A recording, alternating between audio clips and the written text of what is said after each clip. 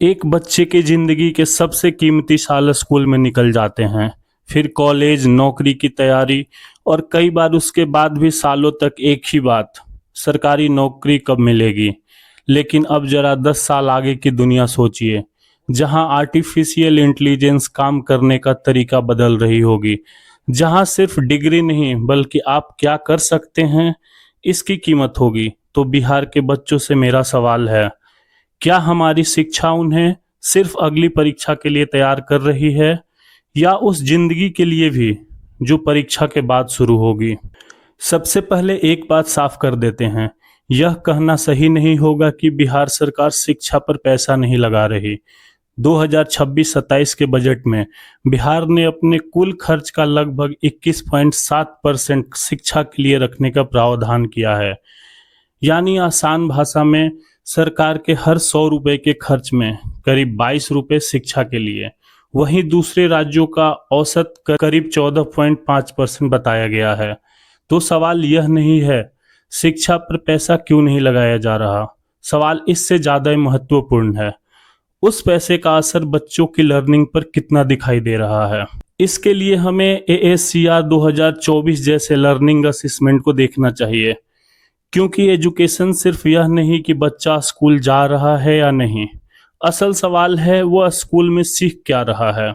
AACR 2024 के अनुसार बिहार में स्टैंडर्ड 2 के बच्चों में कम से कम शब्द पढ़ पाने की क्षमता में सरकारी और प्राइवेट स्कूल के बीच बहुत बड़ा अंतर दिखता है। सरकारी स्कूलों में यह करीब 30.6 था, जबकि प्राइवेट स्कूलों में 74.1%। अब इसे सिर्फ गवर्नमेंट वर्सेस प्राइवेट स्कूल की लड़ाई बताना सही नहीं होगा, पर घर का माहौल, माता पिता की शिक्षा, आर्थिक स्थिति और कई दूसरे फैक्टर्स भी असर डालते हैं। लेकिन यह अंतर फिर भी एक बड़ा सवाल पूछता है, एक ही राज्य में पढ़ने वाले बच्चों की शुरुआती लर्निंग लेवल में इतना बड़ा फर्क क्यों है। और जिस परिवार के पास प्राइवेट स्कूल की फीस देने की क्षमता नहीं है, बच्चों के लिए गवर्नमेंट स्कूल सिर्फ एक विकल्प नहीं, मुख्य रास्ता है। हम एजुकेशन को अक्सर नंबर्स में देखते हैं, कितने स्कूल बने, कितने बच्चे एनरोल्ड हुए, कितने क्लासरूम्स हैं, लेकिन एजुकेशन का असली सफलता इससे आगे है। आयोग की स्कूल एजुकेशन एनालिसिस में एक्सेस के साथ क्वालिटी और फ्यूचर रेडनेस जैसे पहलुओं पर भी जोर दिया गया है, और UDIAC, AACR, पर्क और NS जैसे अलग अलग सोर्सेज को देखने की जरूरत बताई गई है। मतलब सवाल सिर्फ यह नहीं कि बच्चा स्कूल गया, सवाल है कि बच्चा स्कूल से क्या सीख कर निकला। हम अक्सर सुनते हैं सरकारी टीचर पढ़ाता नहीं, लेकिन एक सवाल और पूछिए, क्या टीचर का पूरा समय पढ़ाने में ही जाता है। NIPA की एक स्टडी में सरकारी स्कूल टीचर्स के समय का इस्तेमाल का अध्ययन किया गया था। इससे एनुअल स्कूल आवर्स में करीब 19.1% समय डायरेक्ट टीचिंग एक्टिविटीज में और करीब 42.6% नॉन टीचिंग कोर एक्टिविटीज में बताया गया था। इससे हमें एक महत्वपूर्ण बात जरूर दिखता है, टीचर सिर्फ क्लासरूम में पढ़ाने वाला व्यक्ति नहीं है, उसे रिपोर्ट्स, सर्वे, एडमिन वर्क और कुछ परिस्थितियों में इलेक्शन ड्यूटी जैसे जिम्मेदारियां भी मिल सकती हैं।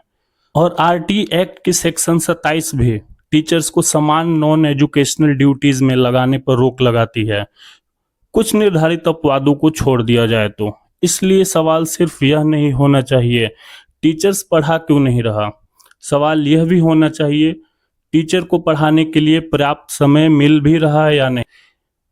इनसे सबसे ज्यादा नुकसान किस बच्चों का है, क्योंकि इसका असर हर बच्चों पर बराबर नहीं पड़ता। जो बच्चा पहले से पढ़ाई में अच्छा है वह शायद खुद भी आगे निकल जाए, लेकिन जो बच्चा पढ़ने में कमजोर है, जिसे एक कंसेप्ट 2 बार नहीं 5 बार समझाने की जरूरत है, उसे टीचर की जरूरत सबसे ज्यादा है। इसलिए टीचर का 1 घंटा सिर्फ टीचर का घंटा नहीं, बच्चों का भविष्य का बात है। अब क्लासरूम से बाहर आइए, सरकारी नौकरी का सपना सिर्फ एक कैरियर ऑप्शन नहीं रहा, कई परिवारों के लिए यह सुरक्षित भविष्य की सबसे बड़ी उम्मीद बन गया है। 18-20 साल की उम्र में तैयारी शुरू होती है, फिर एक एग्जाम, दूसरा एग्जाम, तीसरा एग्जाम, और कई युवाओं के कई साल सिर्फ इंतजार में निकल जाते हैं। सरकारी नौकरी पाना गलत सपना नहीं है, समस्या तब शुरू होती है जब बच्चे को लगने लगे कि सरकारी नौकरी नहीं मिली तो मैं असफल हूँ, क्योंकि तब समस्या सिर्फ एम्प्लॉयमेंट की नहीं रहती, वो एजुकेशन और कैरियर चॉइस की समस्या बन जाती है। इसी सपने के आसपास पटना में एक बड़ा कोचिंग इकोसिस्टम भी खड़ा हुआ है। दूसरे जिलों से भी बच्चे आते हैं, फिर coaching, hostel, mess, book, test series और स्टडी मटेरियल, इन सब के आसपास पूरी इकोनॉमी चलती है। मैं इनकी बुराई नहीं कर रहा। बहुत सारे अच्छे टीचर्स और इंस्टीट्यूट स्टूडेंट को सच में मदद करते हैं। सवाल है, क्या एजुकेशन सिस्टम ने बच्चों को इतने करियर ऑप्शन दिए हैं कि कोचिंग उनके चॉइस हो, मजबूरी नहीं? क्योंकि जब सफलता का सिर्फ एक ही रास्ता दिखाई देता है तो उस रास्ते पर असफल होने का डर भी बहुत बड़ा हो जाता है। अब उस बच्चे को 10 साल आगे ले जाइए। एआई आज writing, coding, translation, research, design और डेटा एनालिसिस जैसे कामों में इस्तेमाल हो रही है। लेकिन एक बात साफ है, ये सारी नौकरियां खत्म कर देगी कहना सही नहीं होगा। वर्ल्ड इकोनॉमिक फोरम की फ्यूचर ऑफ जॉब रिपोर्ट 2025 के अनुसार 2030 तक दुनिया के लगभग 17 करोड़ नए जॉब क्रिएट होने हैं और करीब 9.2 करोड़ जॉब डिस्प्लेस्ड होने के अनुमान है। यानी कहानी सिर्फ जॉब खत्म होने की नहीं है, जॉब बदलेंगी, कुछ नई जॉब्स आएंगी और सबसे महत्वपूर्ण स्किल बदलेंगी। रिपोर्ट के अनुसार करीब 39% मौजूदा स्किल 2030 तक बदलाव आने की उम्मीद है। तो बिहार के बच्चों के लिए सवाल सीधा है, हम उसे सिर्फ एक एग्जाम का सिलेबस याद करा रहे हैं या बदलती दुनिया में सीखते रहने की क्षमता भी दे रहे हैं? कल के बच्चे को सिर्फ किताब का जवाब याद होना काफी नहीं होगा, उसे यह भी आना चाहिए सवाल कैसे पूछें, गलत जानकारी को पहचाने कैसे, एआई का इस्तेमाल सही तरीके से कैसे करें, किसी समस्या का समाधान खुद कैसे खोजें और अपनी बात साफ तरीके से कैसे रखें, और सबसे जरूरी, नई चीजें खुद कैसे सीखें। क्योंकि भविष्य में शायद सबसे मजबूत स्टूडेंट वह नहीं होगा जिसे हर सवाल का जवाब पहले से आता है, बल्कि वह होगा जो नया सवाल आने पर घबराए नहीं। यही पर पर्ख की इम्पोर्टेंस दिखती है। अगर आपने पर्ख का नाम पहले से नहीं सुना है तो आसान भाषा में समझिए। पर्ख एनसीईआरटी के अंदर बनाया गया नेशनल असेसमेंट सेंटर है।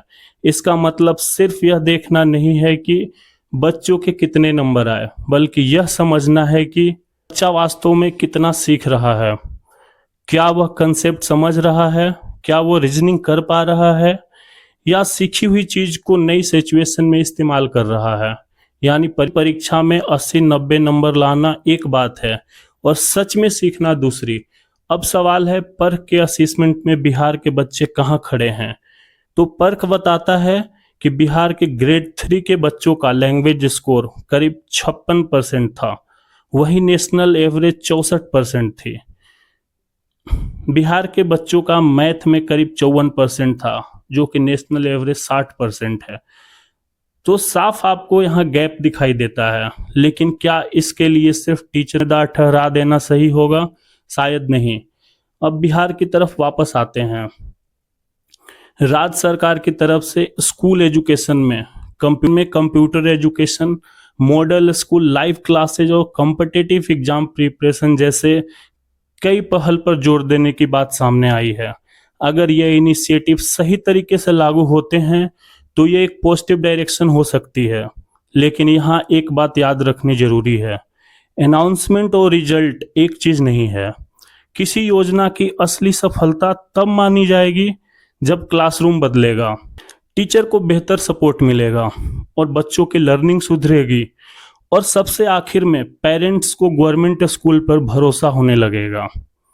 क्योंकि सरकारी स्कूल की क्वालिटी का सबसे बड़ा प्रमाण अनाउंसमेंट नहीं है, किसी भी सरकार की अनाउंसमेंट नहीं है, बल्कि पेरेंट्स का भरोसा होगा।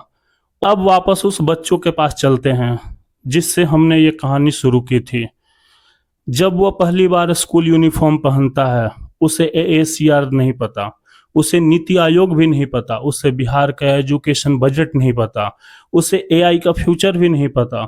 उसे बस एक चीज पता होती है, मैं पढ़ूंगा तो शायद मेरी जिंदगी बदल जाएगी। और शायद यही एजुकेशन की सबसे बड़ी जिम्मेदारी शुरू होती है। उस बच्चे को सिर्फ एक एग्जाम के लिए तैयार कराना नहीं, उसे सिर्फ सरकारी नौकरी के सपने तक सीमित रखना भी नहीं।